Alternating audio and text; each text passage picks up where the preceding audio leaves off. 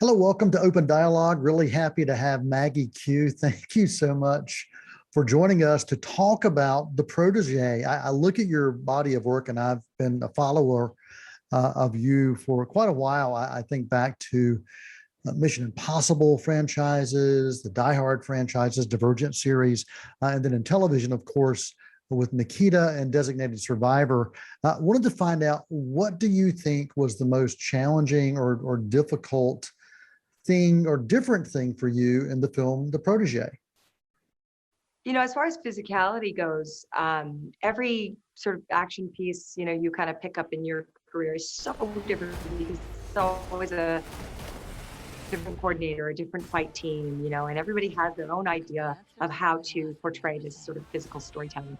In this one, Martin Campbell, he doesn't like big fantastical action. He's not into any of that. He likes action to be grounded in reality, grounded in the story, and practical, as it were, for the world that they're moving and living in.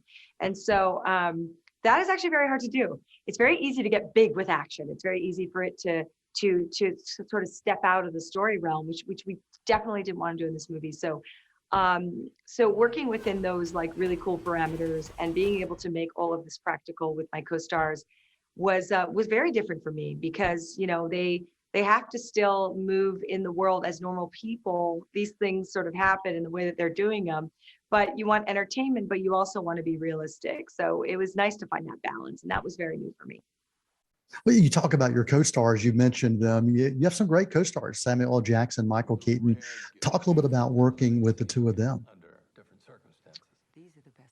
I mean, I couldn't have had two better men who first of all were better suited for the characters, the roles, but also two people who just, sort of came in and embraced me and the script and everything we were doing, and were just really, really generous with everything: their time, their spirits, their professionalism. And so I really got kind of the best of these two men, and I felt very fortunate to have that, because of the way that we got along off screen too. It gave us a real leg up in creating and building what we were building on screen.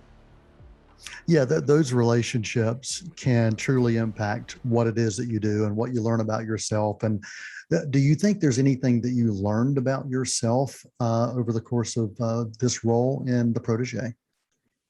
Yes, wow, totally. I mean, I go into as you get older, you go into things with sort of new eyes. And I was dealing with an injury going into this movie, and I really, boundaries are super important. And it's weird because I never really thought about them before when I was younger. I mean, boundaries, it was just kind of a word, it floated around. It wasn't really something that I truly implemented. But with this, taking kind of the lead position in a film like this at this level, there's a lot of responsibility in it, and there's a lot that I've always given, but there's a lot that you need to hold back for yourself too, so that you have something to give. And I think that lesson is continuing to unfold for me, and certainly was huge in this movie. Well, I really appreciate your time, Maggie Q, talking with us about the film The Protege. Any final thoughts or comments you want to make sure you share with audiences?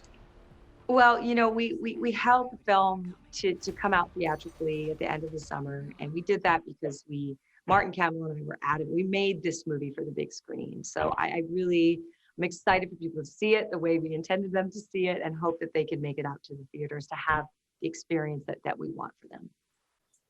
Maggie Q, thanks so much for your time. It's always great hearing from you, watching your work, and spending time talking to you. Thank you. Really appreciate it. Thanks a lot.